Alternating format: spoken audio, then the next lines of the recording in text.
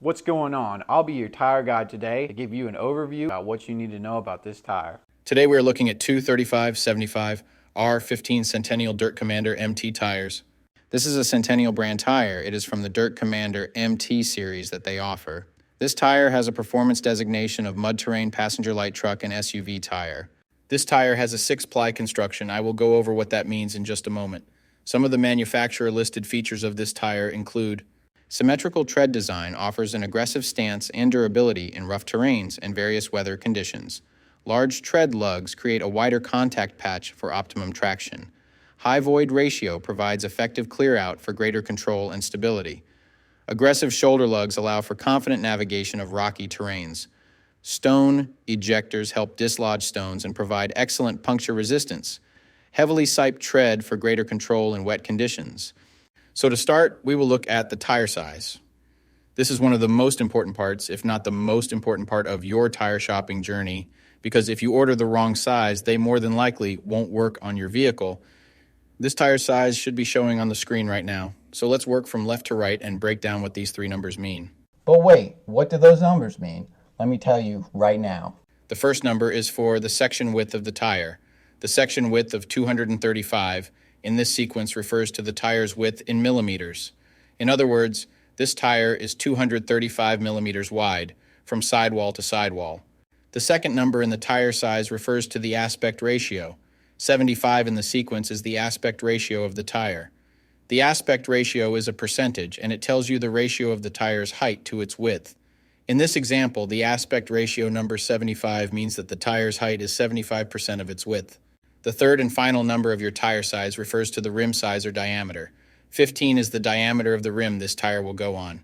The rim size of 15 in this scenario indicates that this particular tire would fit a rim with a 15-inch diameter. Keep in mind this number is not negotiable. Unlike the first two numbers, you can't upsize and downsize this part. The only time this number will be different is if you are actually changing the size of your rim.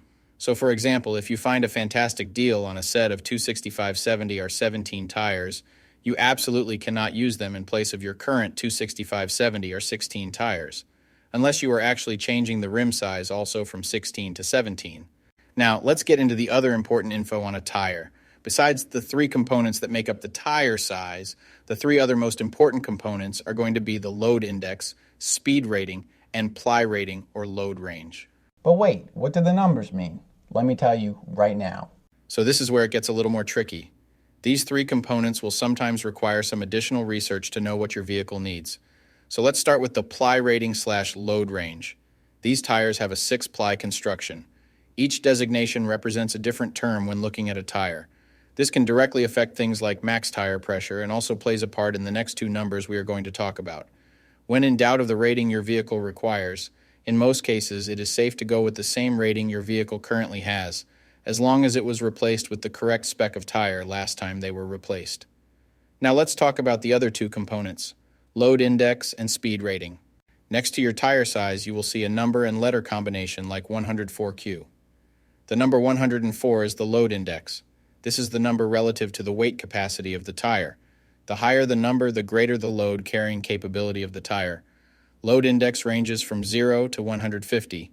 If you are replacing your tires, they have to be the same or higher load index, never lower. For example, if your current load index is 104, a tire of the same size with a load index of 107 would work for you, but not a tire of the same size with a load index of 101. If you replace your tires and the new ones have a lower load index, the tire has a higher likelihood of bubbling and eventually blowing out. So make sure you pay attention to this when buying your set. So for the tire we are looking at today, the load index of 104 represents a weight capacity of 1984 pounds. For my metric system using friends, that would be a capacity of 900 kilograms. Located next to the load index we just talked about, there is a letter. The letter Q is the speed rating for this tire. This is the maximum speed sustainable for the tire. Each letter has a corresponding speed rating approved by the Department of Transportation and the tire manufacturer. Alphabetically, the speed rating increases as the letters advance from A to Z, except for the letter H, which we'll explain in a minute. The most common speed ratings range from L, 75 miles per hour, to W, 168 miles per hour. High-performance racing tires speed rated 168 miles per hour or higher are marked ZR, Originally, tire speeds were just S, H, or V, S being the slowest, H being the middle, and V being the fastest.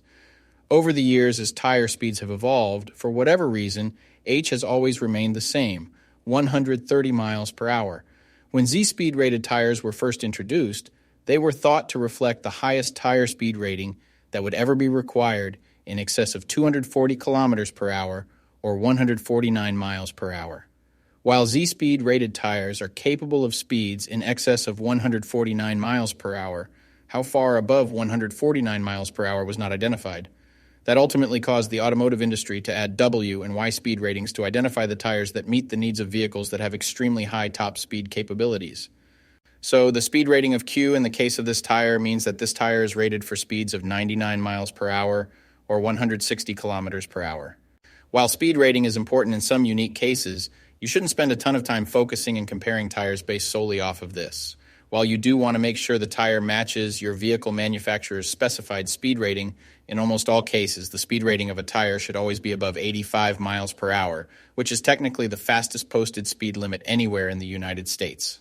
In conclusion, when looking at this set, make sure your current numbers and letters all match to ensure a seamless buying experience. Hopefully this has all helped you make an informed tire decision. I'll see you next time.